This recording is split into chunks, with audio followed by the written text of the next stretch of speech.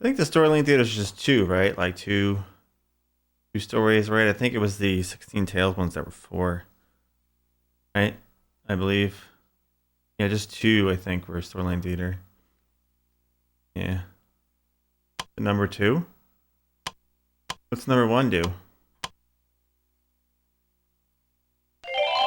Nope, that's just going to start another. How do I stop it?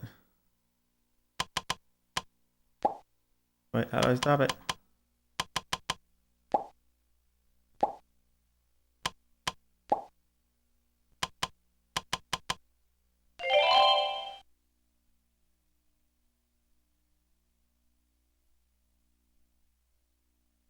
Make it stop.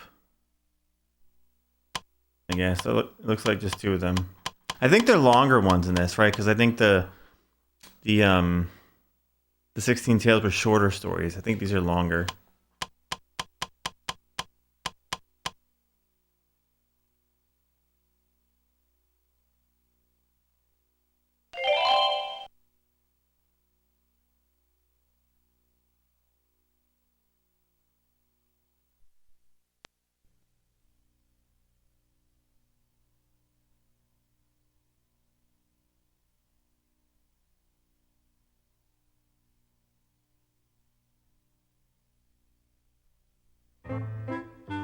Come on in.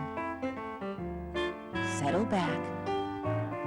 It's curtain time at the Story Lane Theater. You've never seen a stage like this one. Anything can happen here.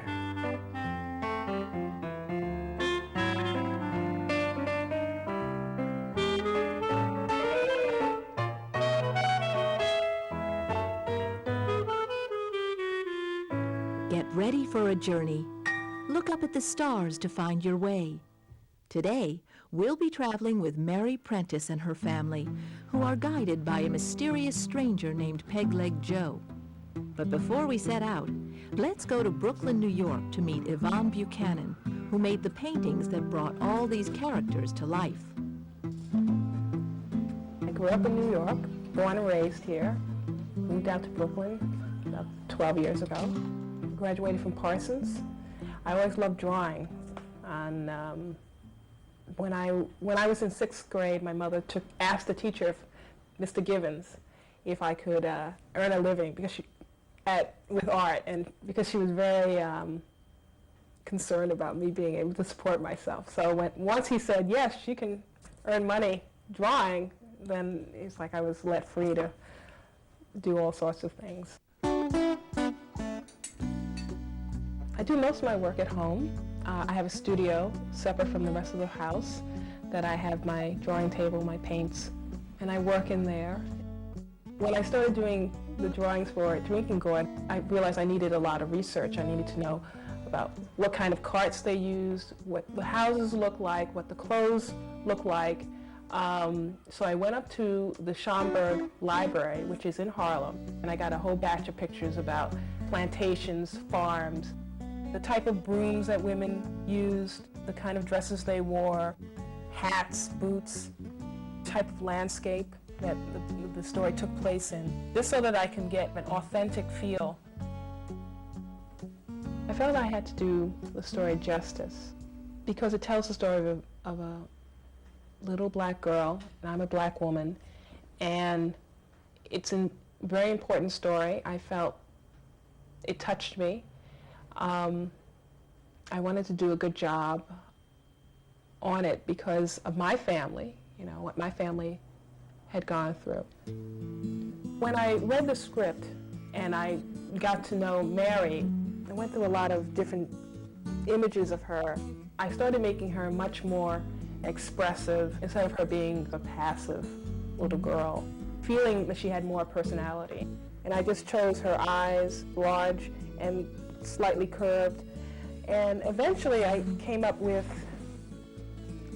this, and I realized that this drawing looks a lot like my sister. And here she is. Illustrators usually draw people they know as you're growing up and you're learning how to draw a face or hands. You use your parents, you use your brothers and sisters as models. And so a lot of times you'll see a drawing of someone made up that actually looks like someone's parent or someone's sister.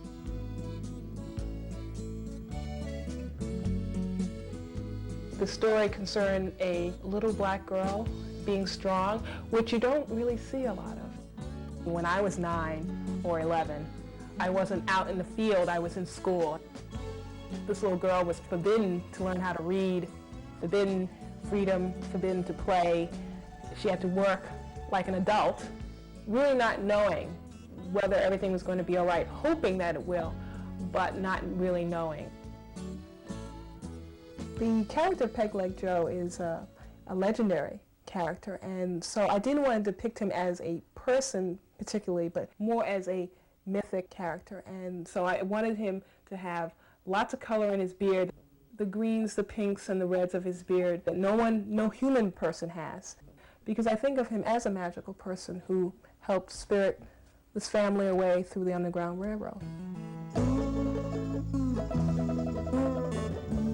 The central message the story tells is perseverance, courage.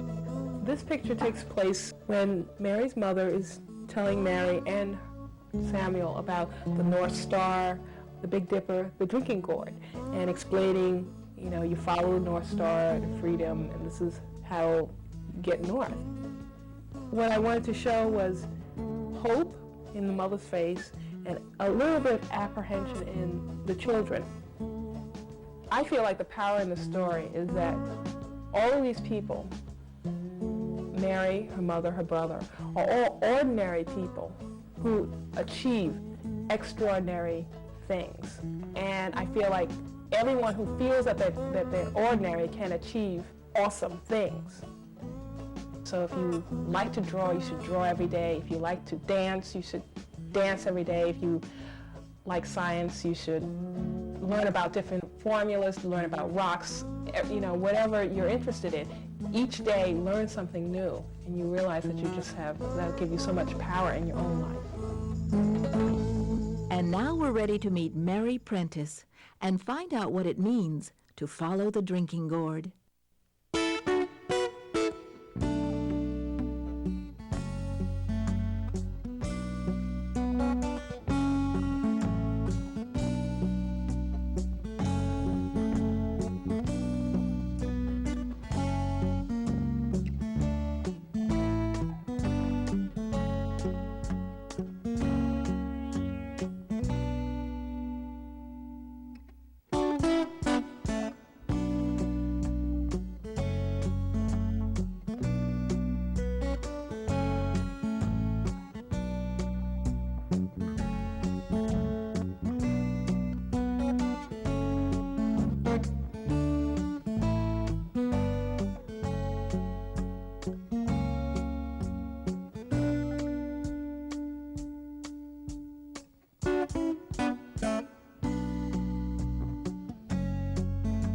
Twilight's just fallen.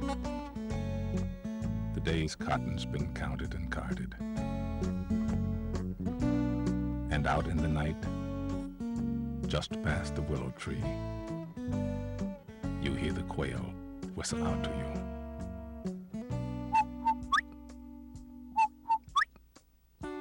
And that song sprouts up at the back of your throat about following the drinking gourd, about Peg Leg Joe, about escaping north to freedom. But much as you want to sing it, you don't say a word. You just think it. Follow the drinking gourd.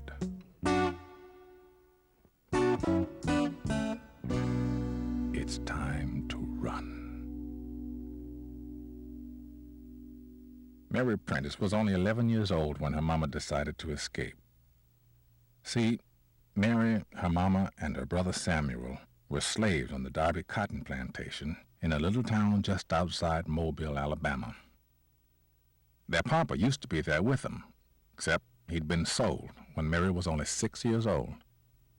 So as it was, all three of them picked cotton, even Mary, 6 days a week.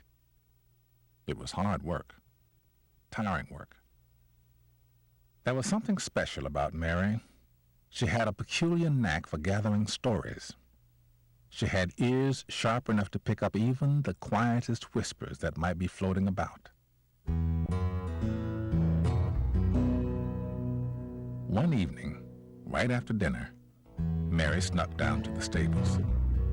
She probably should have been helping Mama with the evening chores. But that night she was extra curious because she'd heard mention about Mr. Darby sending some of the slaves to auction. The stable was an awfully dark and drafty place to visit at night.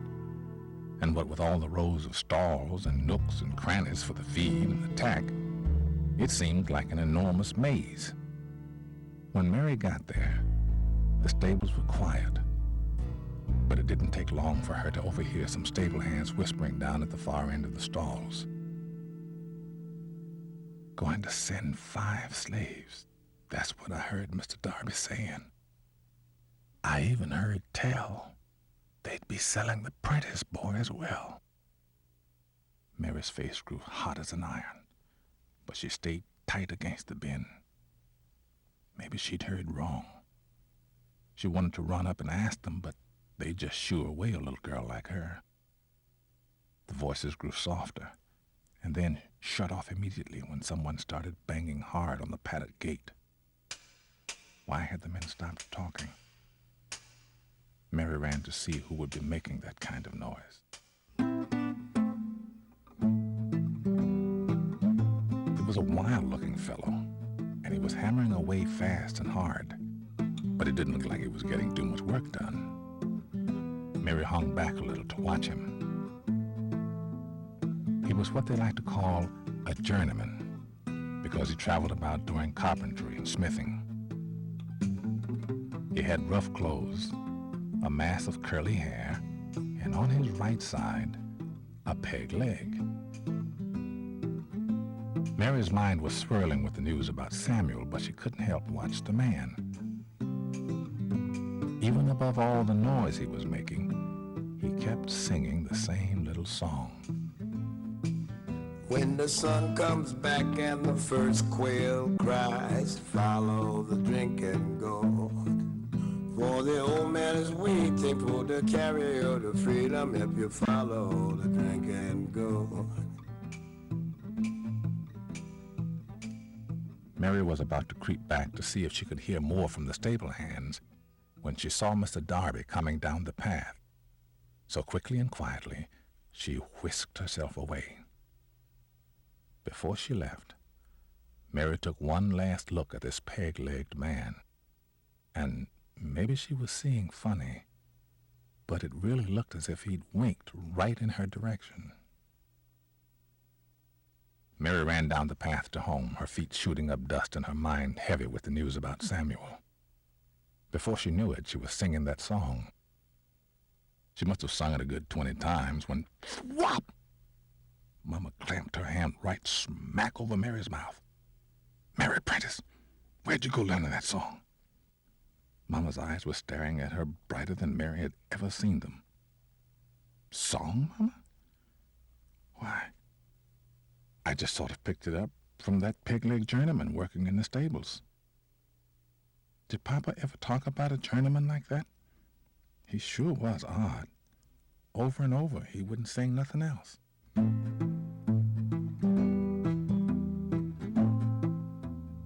That night, Mama took Samuel and Mary out to the willow tree, out where nobody could hear, and she held them close to tell them about the song of the drinking gourd. Look up to where you see the big drinking gourd, up there overhead. Mama looked up at the stars and pointed to what they sometimes call the Big Dipper, and sometimes the big drinking gourd, since it looked just like the big gourd they drank water out of when they worked in the fields. Mama went on. Now follow it to the little drinking gourd just beyond it. And right there, at the tip of the handle, you can see that star shining bright like it's looking right towards you. That's the North Star. Mary stared up at that North Star like she was trying to memorize it, while Mama explained that the peg-legged man was called Peg-Leg Joe, and that he wasn't just a carpenter passing through town.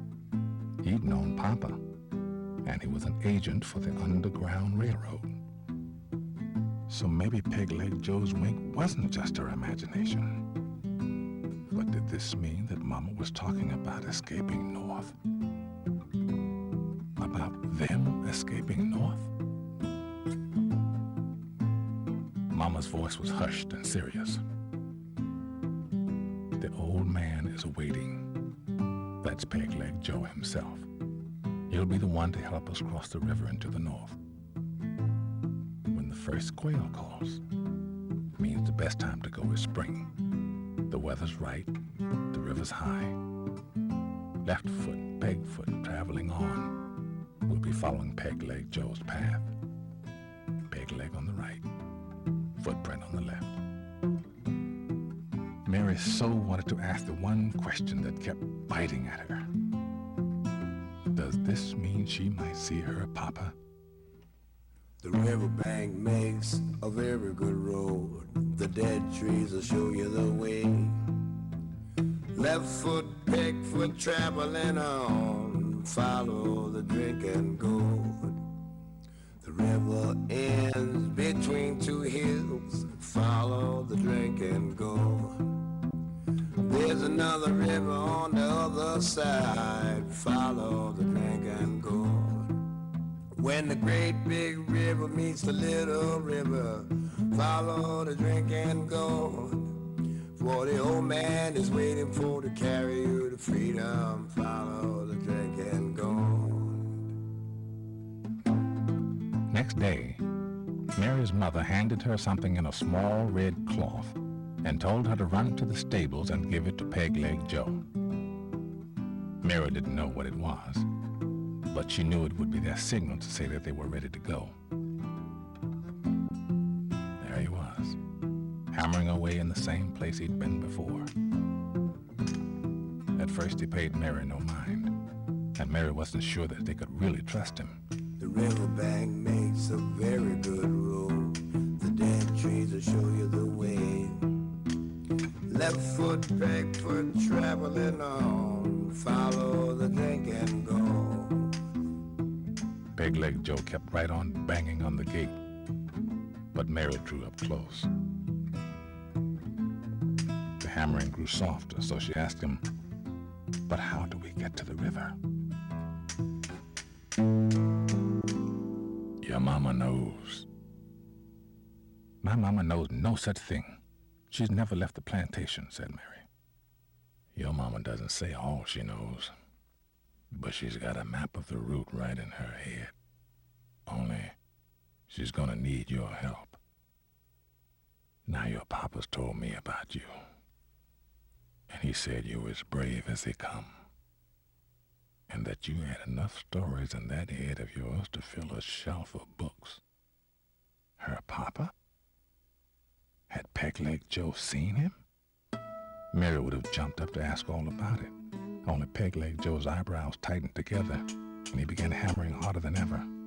And out of the corner of her eye, Mary could see that Mr. Darby was heading right down towards the stables. As she rushed to get to the back gate, she dropped the cloth, and out of it fell a small wooden object about the size of her thumb. It was a tiny drinking gourd, and Mary knew, looking at it, that Papa must have whittled it himself. There wasn't time to run back, so she tossed the little gourd straight back to Peg-Leg Joe and waited to watch him catch it. Before long, she was back on the path to home, but she was sure she could hear Peg-Leg Joe say, "I'll be seeing you at the river."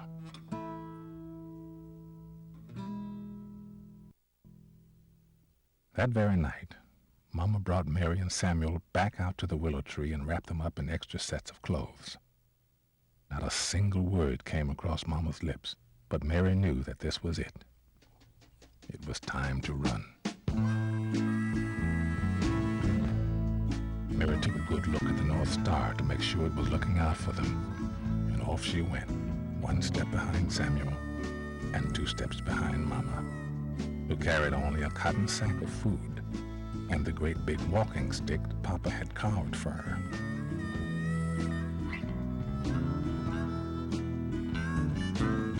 They had to get to the Tombigbee River before dawn to hide their trail. When Master Darby found them missing, he was sure to set out with the hunting dogs.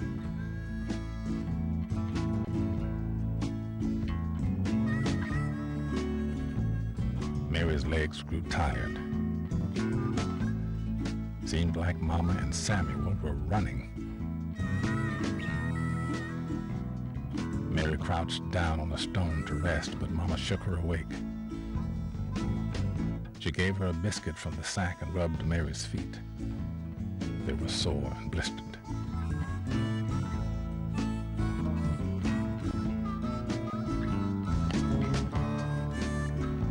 When they made it to the river, the sun was beginning to rise, and Mary could hear cocks crowing from a nearby farm. Mr. Darby would notice soon that they weren't in the fields.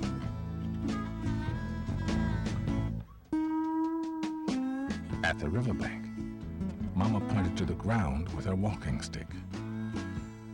Left foot, peg foot. There were Peg-Leg Joe's marks, left for them to follow.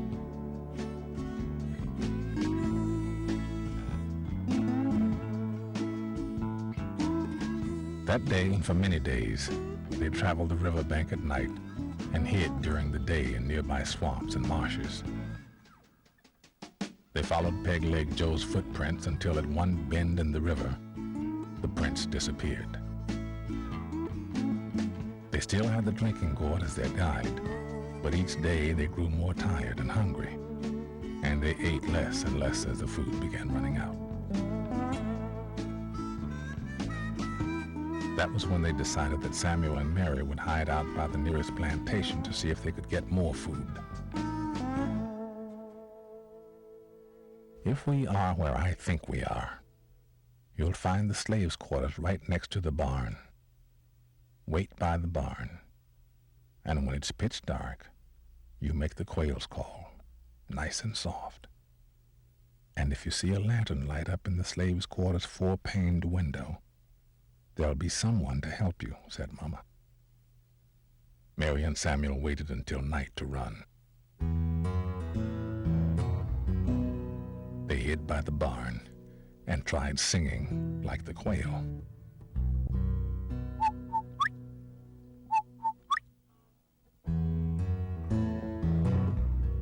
No light came on, so they waited. Waited. When it was so dark that they could barely see each other, sure enough, they saw a hand light a tiny lantern in the 4-paned window. They leaned themselves hard against the barn, and before long, someone handed them a heavy cotton sack. Mary could see only the outline of a very old face and a man bent over with age. They've seen you, Mary and Samuel. The man's voice was a whisper. How'd you know our name? Asked Mary. There are posters up all over town. Your master's been sending out the alarm up the whole river. But where do we go if we can't use the river? Samuel asked. There's pepper in the sack. Shake it after you if the dogs are near. It gets them off your trail. And follow the drinking gourd. If you make it past this stretch, you'll only have a few more days of following the river. And when you reach the Tennessee, there are good people there, Quakers. They'll know you're coming. They helped your papa. How will they know? She waited to hear more, but there was no answer. The old man was gone.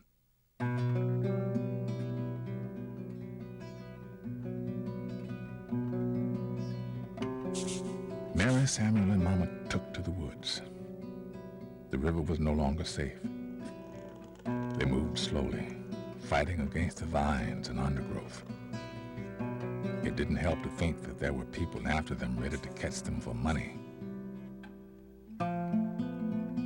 Mary and Samuel shook the pepper behind them, and as much as she hated the murky water and squishy mud, Mary wished she were back by the river. Mary was first to hear the dogs.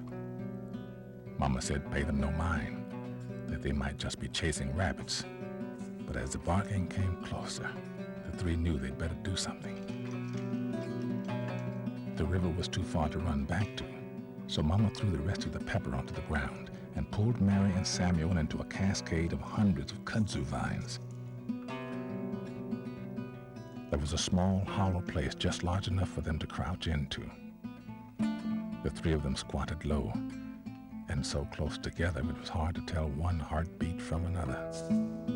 Mama gripped them tight.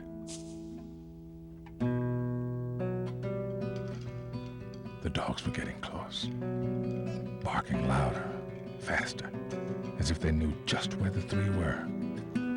Before long, there were horse hooves, with brusque voices coaxing the dogs on.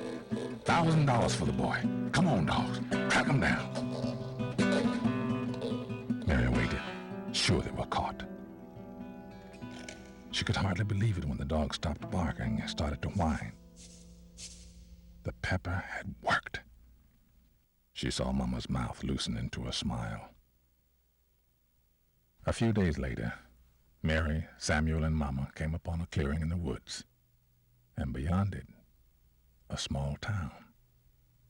It surely wasn't a place the three of them could walk into. In fact, there were probably posters right there with descriptions of them. But there, on the other side of the town, was the Tennessee River. That night, the three of them slipped through the clearing like cats. Then Mary heard something. Footsteps. And they were close. The three darted over to a cemetery and hid behind the biggest tombstone they could reach, but the footsteps kept after them. Art thou not Esther Prentice? Mama didn't say a word, but Mary saw her lift up her head slowly. It was a Quaker man. He had a neatly trimmed beard shaped just along his jawbone. The man explained that they were in great danger. There were slave catchers looking for them all about the two rivers, the Tennessee and the Ohio. He said that if they could make it to his boat, moored just at the dock, then he could take them safely straight up the Tennessee River. With Mama in the lead, they made themselves invisible, darting from building to building, crouching low and scarcely breathing. When they reached the boat, Mary's eyes opened wide with wonder when she saw the secret compartment under the deck. She and her family slipped down into it and listened while the Quaker man and his wife and son piled sack upon sack of flour and dry goods over the secret door.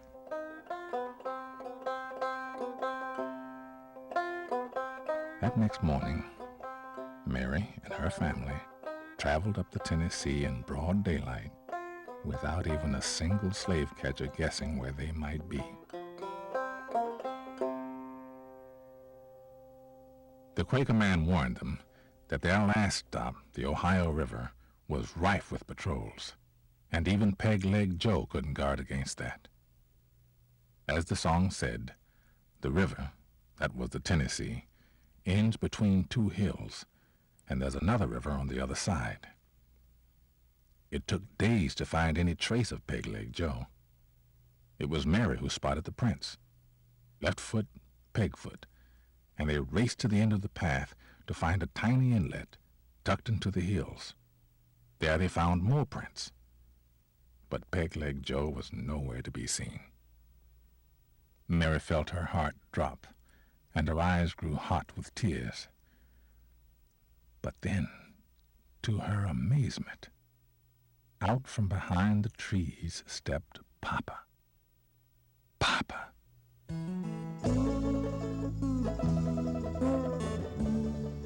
Mary thought it was a dream, but Papa gripped her hand tight and placed in it the tiny drinking gourd.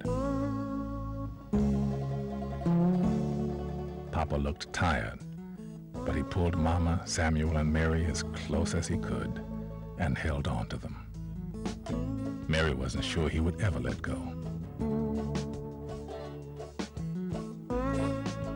He said that all along the way, he'd heard about Mama and her two brave children, and that gave him the courage to run almost without stopping. There was lots to tell, but they still were not across the river. At nightfall, Papa took them by the hand and led them forward to Peg Leg Joe. When they reached the cove where Peg Leg Joe's boat was hidden, there he was, waiting for them.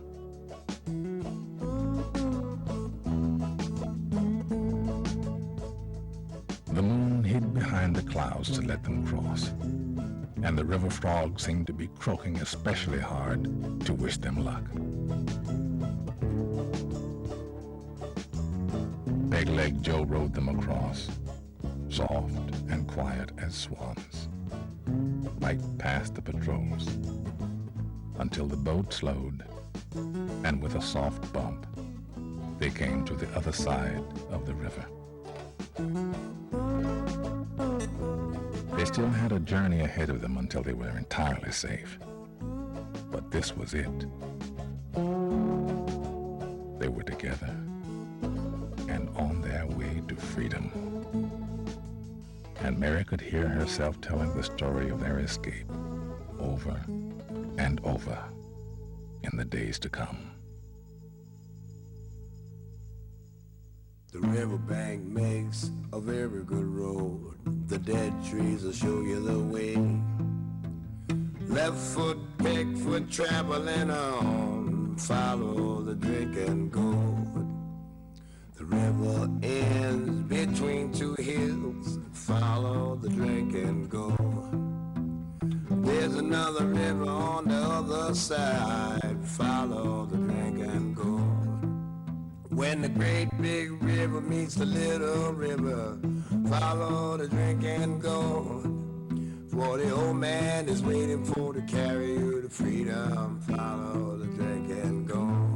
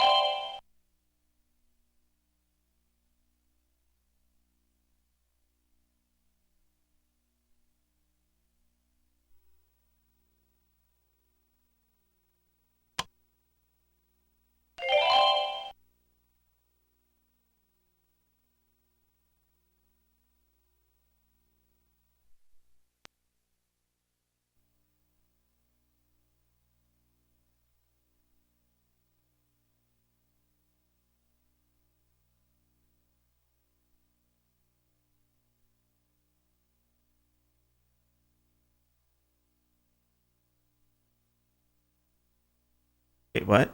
Did that play both of them?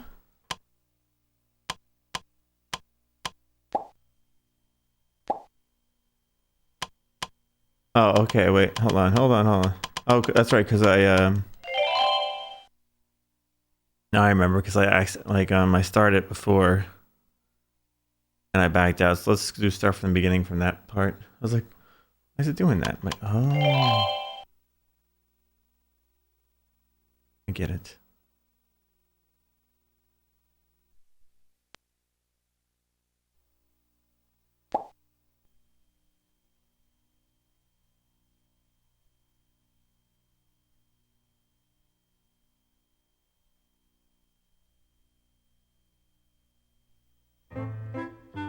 Come on in.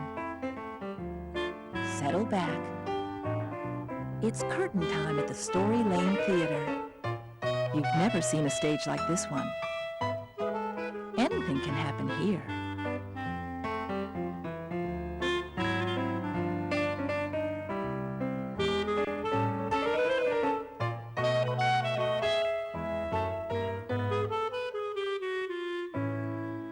In a few minutes, we'll see King Midas and the Golden Touch.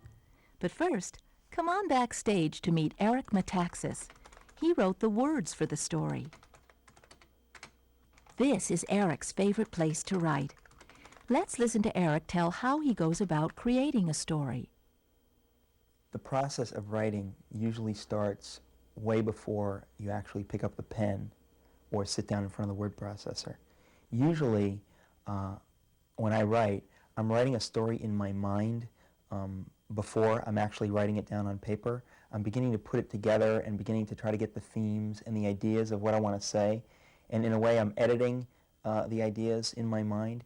And then I'll sit down and I'll already sort of know what I want to say. So I'll just sit down and I'll write. Then when I'm finished, maybe a day later, I'll go back and I'll reread it. And I'll realize that, oh, there's all kinds of stuff that I wrote down that I didn't say as well as I could say it. So I'll rewrite this paragraph, and I'll add a few sentences here where something's not clear, and I'll get rid of this whole paragraph that I wrote yesterday because it's not really saying what I wanted it to say. One of the reasons that I was so eager to write the story of King Midas is because it's a Greek story, and because I'm Greek. And we can trace my relatives back 540 years in the very same place on the island of Cephalonia. The Metaxas family has been there. And I actually have a picture of some of my relatives. This is my great-grandfather, Panagis Vergotis, and that's his wife, Eleni. This is my grandmother, Renee, and her twin sister, Angeliki. Panagis Vergotis was a writer. He made his living as an educator, school principal, and he wrote a lot of books. And my father always kids me that that's sort of where I get my writing talent from Panagis Vergotis, that it's his genes.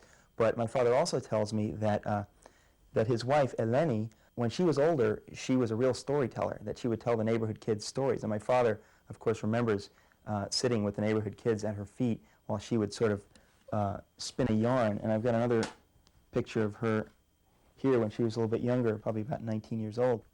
She was quite a storyteller too. So in a way, we have two different kinds of storytellers in my family. We have the oral storyteller and we have the writer. In the story of King Midas, there's something that I put in because it's very similar to what happened to me when I was in Greece. When I was in Greece, everybody went to sleep during the afternoons because the sun was so bright and so hot.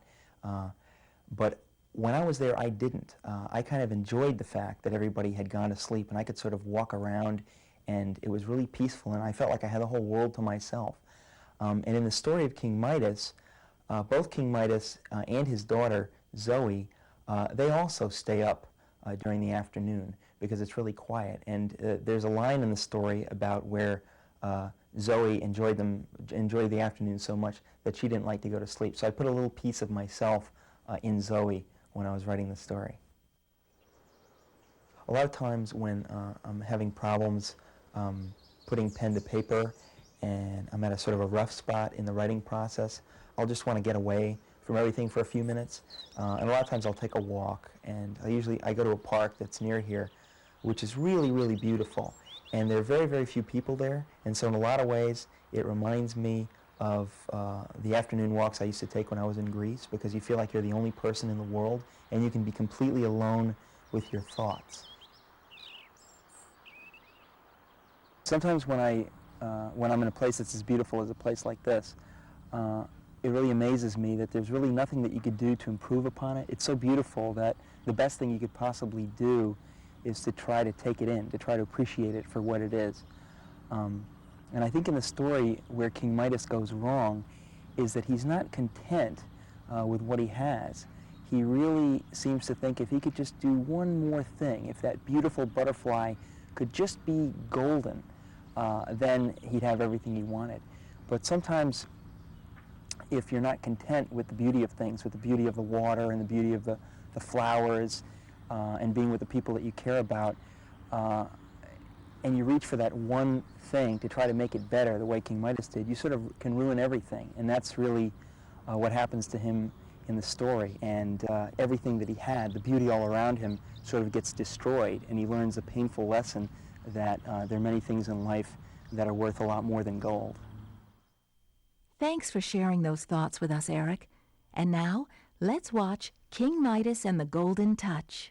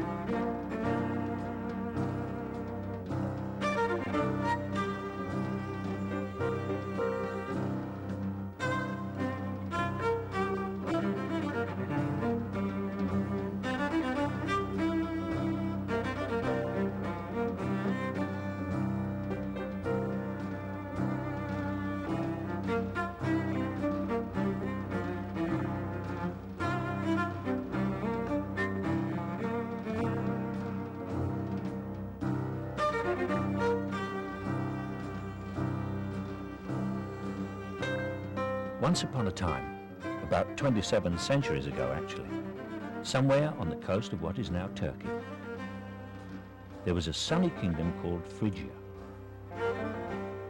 And for many years the ruler of this kingdom was a certain King Midas.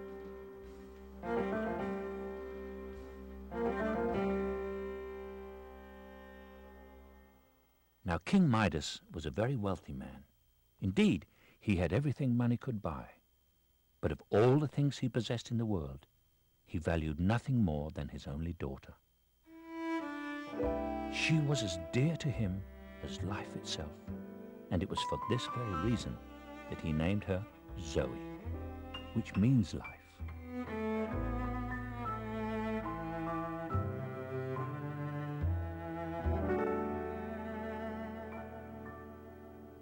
Because the sun is very strong in Phrygia, most of the people who have ever lived there prefer to sleep during the afternoons and do their work during the cooler hours of the morning and evening. But it was precisely during those hot afternoon hours that King Midas's daughter loved to play most. And so dearly did the king love his daughter that he could not refuse her this wish. So, as his servant slept, he would contentedly sit and watch her play from the cool shade of his grape arbor, which overlooked his magnificent gardens, which in turn overlooked the brilliant blue sea. And during many of the long sleepy afternoons in which he sat watching her run about chasing birds and smelling flowers, it was King Midas's particular habit to carefully count out some number of the gold coins that he possessed. There was quite a large number of them. In fact, he never could have counted them all. And each and every one of them, large and small, was exquisitely minted with the king's own regal profile. The likeness was perfect to the very tiniest detail, and had it not been for the small cosmetic addition of the six-rayed crown of the sun god Helios, with whom in his heart of hearts good King Midas liked to be identified, one might have easily mistaken the miniature golden image for the very king himself.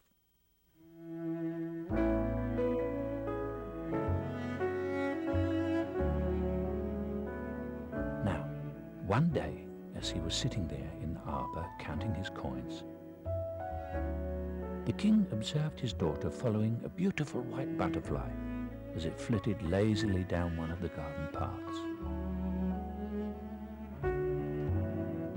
The butterfly was so marvellously delicate as to be almost transparent.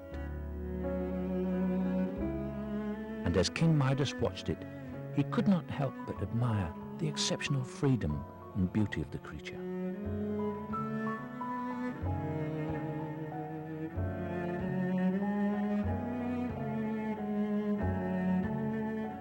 But as he beheld it, the strong rays of the Phrygian sun came to illuminate it in such a way that for some time, as it floated before him, it seemed to him to be made entirely of gold.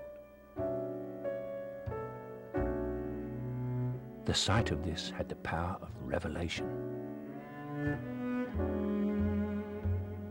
and it so completely transfixed the king that long after the butterfly had flown out of his ken and on its way, he remained staring at where it had been as though under a powerful spell.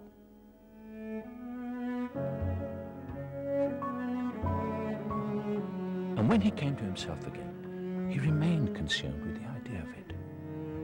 A butterfly made of gold. Astounding. I've never seen anything as beautiful in my life. I simply must have one. A butterfly made of gold. Now, the idea of wanting a golden butterfly seemed at the time to be quite harmless. After all, he only wanted it to be able to give it to his daughter. But as he ruminated further on the great beauty and worth of such an object, his small wish for a golden butterfly blossomed into an overwhelming desire that everything in the world might become gold. How beautiful the world would be if all things could be transformed as magnificently as the butterfly had, he thought to himself. If only I had the power to accomplish it, I should give anything to have that power. Anything at all. His obsession with this thought did not leave him for several weeks. But one day, when the wish became so fervent that he thought he couldn't stand it another moment, the king looked up and saw a golden chariot descending towards him out of the bright sun. The curious being who debarked from it was dressed entirely in gold and claimed to be a messenger of none other than Helios, the light-bearer himself. "Your most fervent wish has been heard, good King Midas," he said, "and it is our Majesty's equally fervent wish that it should be granted. Therefore, as soon as the sun rises tomorrow, you shall possess your desire. For as you will then perceive, all that you touch from that time forth shall turn to the purest gold." Then, with a flourish of his hand, he conjured a brilliant box, which he said contained a golden piece of the very sun itself. "A small gift for the good king," he said, "for the good and great King Midas." Naturally, King Midas was deeply impressed, but when he reached out to touch the gift, it burned his hand. "Ah, yes," said the odd man with a queer smile.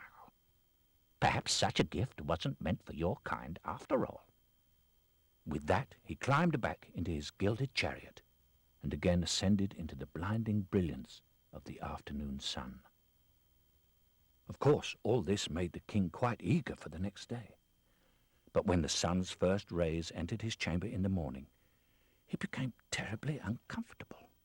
He tossed and turned endlessly about in his bed, but he was unable to find another moment's peace. And it was at some point soon thereafter that he came to realize that the very bed upon which he lay was made entirely of gold. Now, as you will doubtless understand, the king's joy at this realization can hardly be described. and the small price of a few hours of lost sleep was simply unworthy of comparing with the exquisite joy he now felt. Oh, he was elated. It next occurred to him that the odd messenger's promise must have come true, and anything he touched might now turn to gold. Without a moment's hesitation, he was out of the bed and furiously looking about the room for a suitable object on which to experiment. He grew quite dizzy at the prospect of it all. At last, his eyes came to rest on an ornately carved chair. He immediately moved toward it, and then, ever so cautiously, he touched it. Instantly, it was transformed into a chair of the purest gold. On examining it more closely, King Midas saw that every part of it had been transformed. The upholstery, the carved wood, even the braided tassels that hung from it were gold. He could hardly believe his eyes. But the remarkable metamorphosis only seemed to whet his appetite for more. He saw a table just outside his bedchamber, and he touched it. He touched a tapestry. Then, as fast as his legs could carry him, he ran into the garden.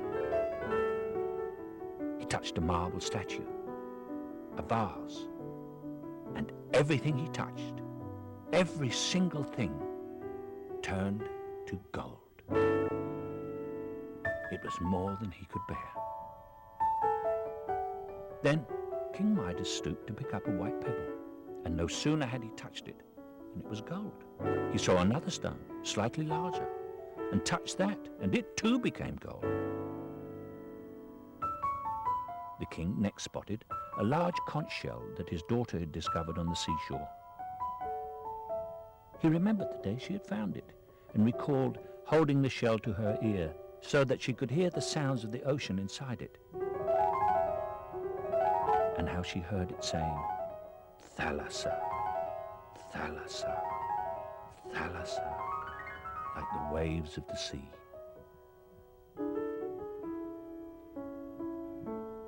In a flash he touched it, and it too was transformed to gold before his very eyes. It was magnificent.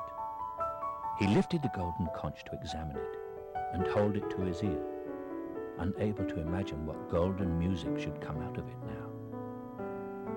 But he found that it was extremely heavy, and when he held it up to his ear, he heard absolutely nothing. Now, normally, this would have saddened King Midas, but under the circumstances his thoughts turned rather quickly to the subject of what other objects he might turn to gold. In a moment, his attention was captured by a beautiful flower, and when he touched it, the leaves, the stem, every petal, and even the intricate universe within the petals turned to gold. He quickly touched another flower, and then another and another. It was all too much to behold. Then King Midas saw a white butterfly.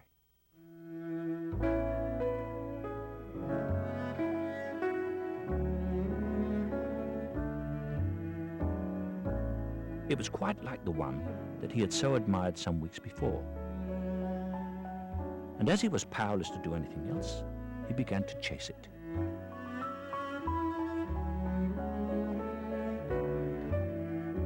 The chase took him down one garden path and then another until, as carefree as a small child, he completely lost track of himself.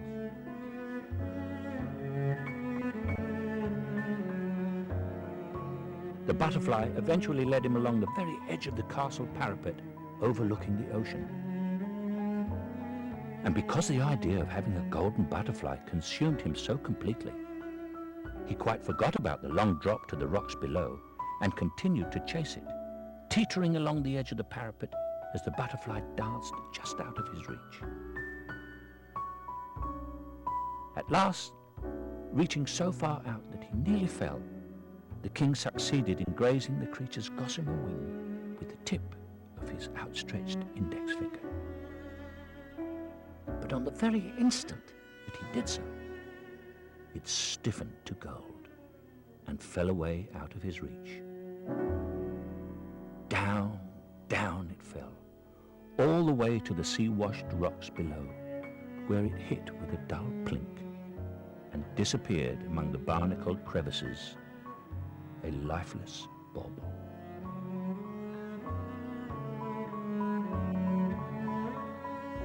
King Midas stood there, staring at where it had fallen, unable to believe what he had just seen. He had never considered that he might kill the poor creature.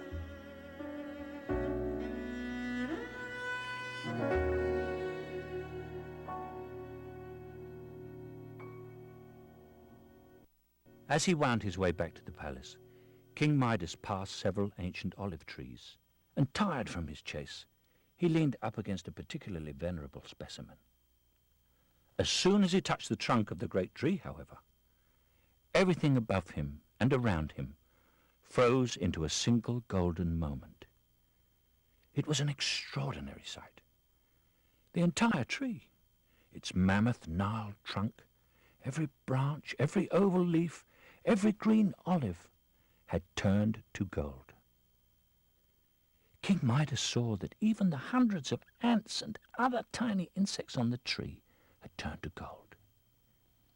He beheld a golden inchworm, frozen in the act of measuring its last inch. There was a golden nest of golden eggs that would never hatch, and a golden hive of bees that would never produce honey again. Then, in a remote branch of the tree, he beheld the dazzling tracery of a golden spider's web. And finally, a long descending strand of golden spider's silk, and the attached arachnid who had spun it and would spin no more. When he finally returned to the palace, he called to his servants to prepare a banquet and cheerily announced to them that it would all be on plates of gold. Although they were quite puzzled, they complied with his request. And no sooner than they had set a plate before him did he touch it and turn it into gold before their eyes. Everyone was completely astounded, but King Midas only laughed and performed his magic on the silver goblet that was set before him. He then proceeded to turn all the serving platters to gold, as well as the very table on which they were placed. But when the novelty eroded and King Midas at last decided to get down to the actual business of eating, a curious thing happened.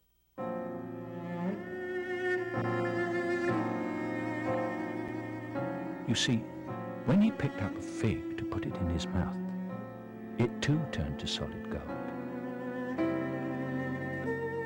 And when he tried to pour himself a glass of wine, both the bottle as well as the liquid inside became gold. He then grew frantic, grabbing first a cluster of grapes and then a handful of olives. But to his great consternation, each and everything that he touched turned quite indisputably into an object of solid gold. The king became deeply distressed. He would soon starve.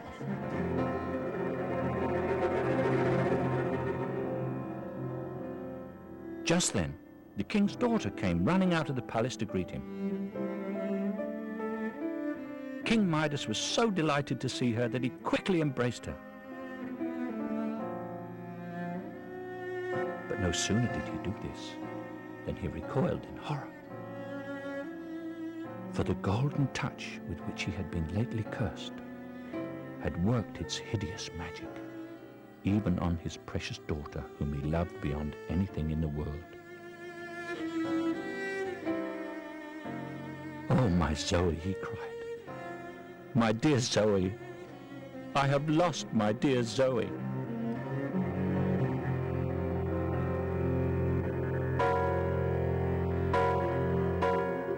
In his grief, he began running. He knew not where. After a time, the king found himself at the edge of a stream. He sat down exhausted, and putting his face in his hands, he began to sob. "I have lost my Zoe," he cried. I have killed everything that I have touched, and now I have killed the very thing in the world that was dearest to me. I don't wish to live. I don't care if I am the richest man in the universe." But as he was crying, the king noticed an odd thing, for somehow the tears that were on his cheeks and in his hands hadn't turned to gold, nor inexplicably had the stone upon which his hand rested. Was it possible?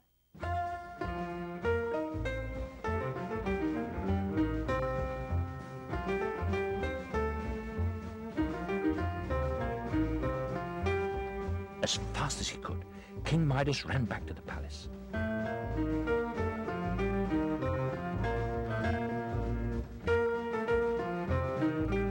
With great trepidation, he touched one of the flowers that he had turned to gold. In an instant, it became a living flower again. He touched another and another. "Oh, this is much too good to be true," the king thought. The king then ran to where his daughter stood. At the sight of her, tears came to his eyes again. Then, with a trembling hand, he touched her cheek. Immediately, the warmth and colour of life returned to her.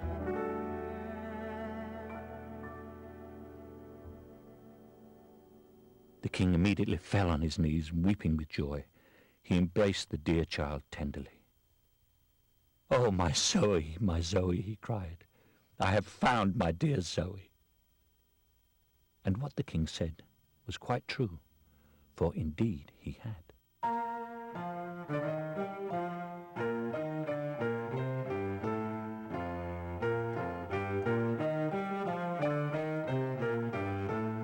That day, King Midas called a large feast.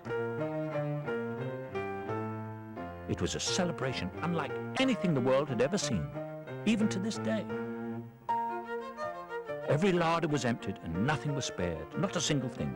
For you see, there was no earthly extravagance that could match King Midas's love for his daughter.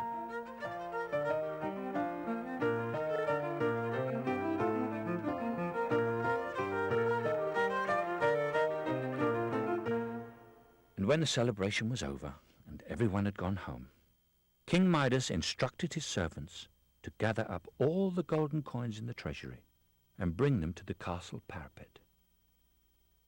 And there, as the sun dipped beyond the horizon, he and his Zoe, his beloved Zoe, tossed them out over the water, one by one. And one by one, each of the golden coins was transformed into a beautiful white butterfly that flew up and up and up into the magnificent blue sky.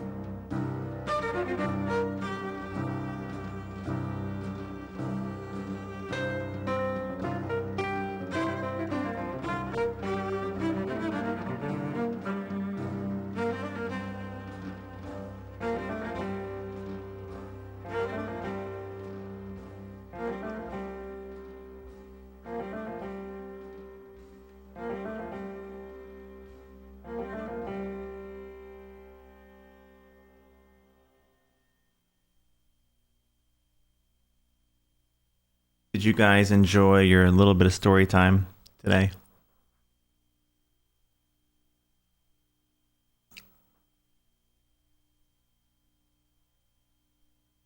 Always.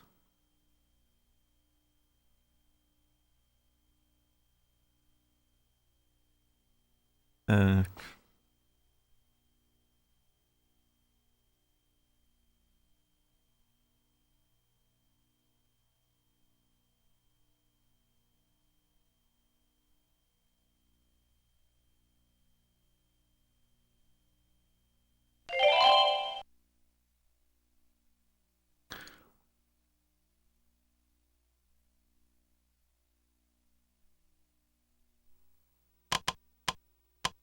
this is why this is here. So if you want to just, um, there's the talk out, like these are for both sections, but if you wanted to just listen to the section of them talking about how it was, everything set up, or the actual film stuff themselves, you know, you can choose.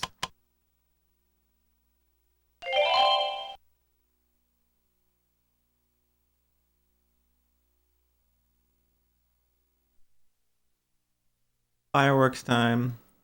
Ooh.